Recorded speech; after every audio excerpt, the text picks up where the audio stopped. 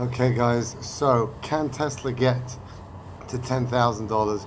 Can any of the FANGs beat their already hugely inflated prices? So the answer is 100% yes, and we'll explain why. So the first thing I understand is Tesla has gone from $215 a year ago to over $2,000 yesterday, well, today. So that is a 10 times increase. Regarding sales of cars, they in Q2 2020 sales, they produced 90,000 vehicles.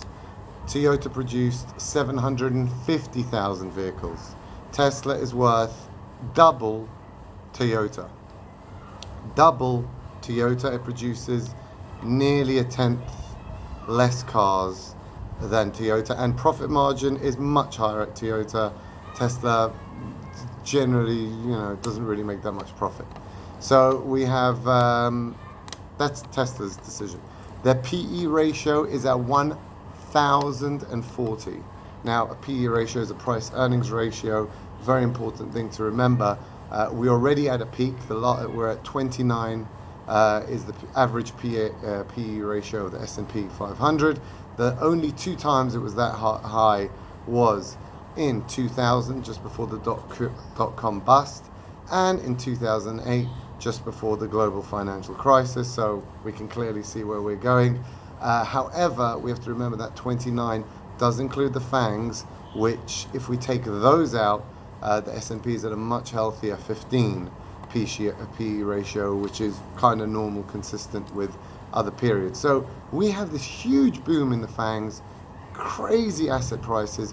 What's going on? Okay, so we have to understand the FANGs basically have a lot of private owners, right? FANGs, Facebook, owned by Mark Zuckerberg. He owns 30% of the stocks. Other share remuneration packages, other people who are initial investors and everything, we're talking about 50%. Next, we've got Tesla, owned 20% by Elon Musk.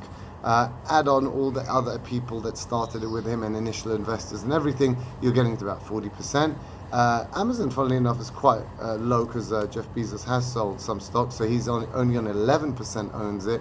But major fund holders, initial investors like BlackRock, own another 20%, so it's about 31%, something like that. Okay, so that's pretty good consensus. Huge amount of private owners, initial investors who don't really sell the stock, and they would have to declare if they did. So they really don't matter really to what we're discussing. What we are discussing is passive investors. Now, passive investors are tracking funds. So when you invest in S&P tracker index, when you invest in your pension funds, which basically pays to track the S&P, all these things, simply, you give them let's say it's $100, each stock is worth, there's 100 stocks, each worth $1, and you give them $100, they have to buy $1 of each stock. Doesn't matter if it's a rubbish company about to go bust, doesn't matter if it's Tesla, doesn't matter if it's Hertz. If Hertz, which is bankrupt, is on the S&P 500, they have to buy it. Doesn't matter, right? That is called a passive investment. Now let's look at the numbers. Sorry to be a bit crude here. These are the numbers of passive investment.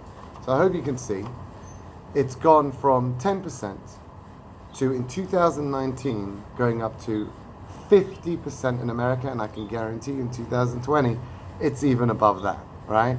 So this is the passive investment started by Vanguard. Now, even if you look at Tesla stock, Vanguard owns 5% of Tesla, and they're a passive index, right? That is what is happening. The passive investors who they can't decide. They don't care if they make money, they don't make money, they have to buy the stock. So what is happening?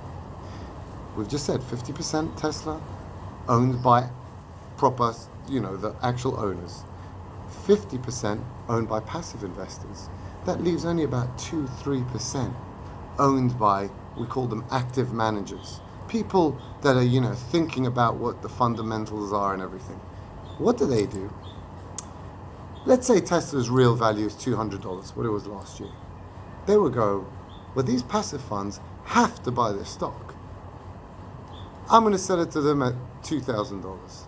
passive funds have to buy it. They've got no option. You could tell them it's $10,000, which is where we're going. You could tell them it's $20,000. They have to buy. They have no decision-making property. They have to buy whatever the bid is.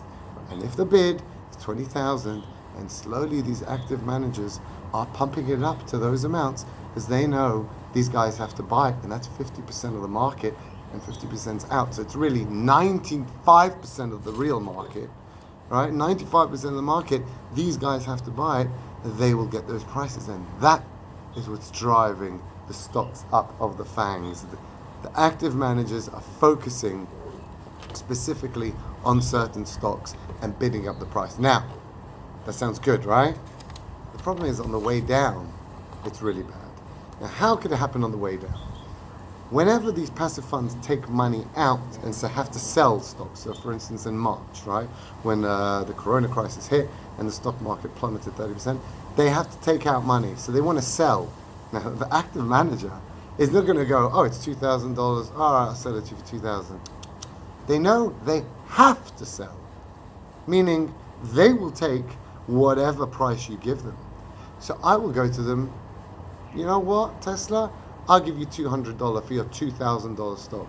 Yeah, but come on, it's worth at least $1,000. No, $200. They have to sell at $200. They have to do it. And that is what happens. That is how pretty much it could go to zero, because they, an active manager isn't even going to accept $200. He'll take $1, right? 10 cents, doesn't matter. He knows the passive funds have to sell. They have to take that bid. There's no other option.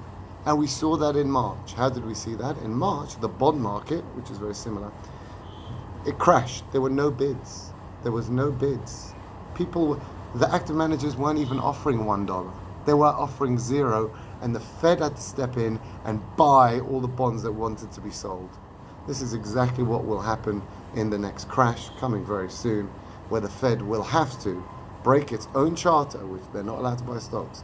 They will have to go in and put prices on the floor of all stocks, because otherwise the whole thing goes kaput. All the active managers just clean out and buy the entire America. Pennies, forget pennies, mini pennies on the dollar. That is what's going to happen. And your pension fund is getting wiped out, buddy. Sorry to tell you. Everyone's pension fund's gone. Your S&P tracker fund will be gone, because by the time they sell it, they have to sell it at the rubbishy price that it's being sold for. And that is where we're going. So enjoy the ride up, because it's going to be huge. It will go to 10,000, but it's going to definitely get very bad on the way down.